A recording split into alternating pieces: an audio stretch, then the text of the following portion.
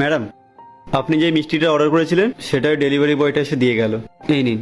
আচ্ছা, কত টাকা হয়েছে? 250 টাকা হয়েছে ম্যাডাম, আর ওটা আমি আমার টাকা থেকে দিয়ে দিয়েছি। ও, তুমি দিয়ে দিয়েছো? আচ্ছা দাঁড়াও তুমি।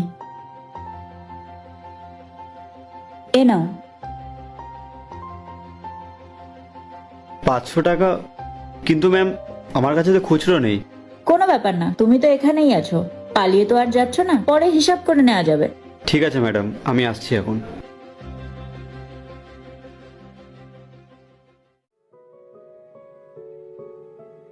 ক্ষমা করবেন ম্যাডাম, আমি কিছু না বলেই ভিতরে চলে আসলাম। আসলে আপনি খাবারটা অর্ডার দিয়েছিলেন তো, সেটা নিচে দিয়ে গেল, আমি ওটাই দিতে আসলাম। এই নিন। কত টাকা হয়েছে এটার? টাকা লাগবে না ম্যাডাম, আপনি আগের দিন যে 500 টাকাটা দিয়েছিলেন না, সেখান থেকে মাত্র 250 টাকাই খরচা হয়েছিল। বাকি যে 250 টাকা ছিল সেটা থেকে আমি দিয়ে দিয়েছি, কিন্তু এখনো 50 টাকা বেঁচে আছে ম্যাডাম। ওটা আপনি যখন পরে কোনো জিনিস অর্ডার করবেন তখন অ্যাডজাস্ট হয়ে যাবে। এক সেকেন্ড, আমি কবে আবার 250 টাকা বাকি রাখলাম? আমার তো কিছুই মনে পড়ছে না। ম্যাডাম, আপনি একবার মনে করে দেখুন, আপনি কিছুদিন আগে আমাকে 500 টাকা দিয়েছিলেন, সেখান থেকে 250 টাকা খরচা হয়েছিল আর 250 টাকাই বেঁচেছিল। দেখো, আমার কিছু মনে পড়ছে না এসব। আর এটার কত টাকা বললে?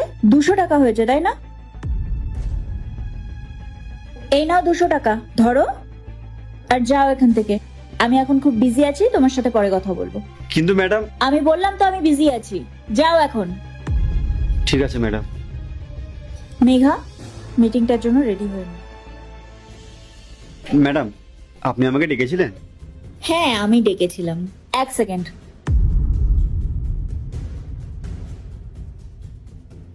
এই নাও।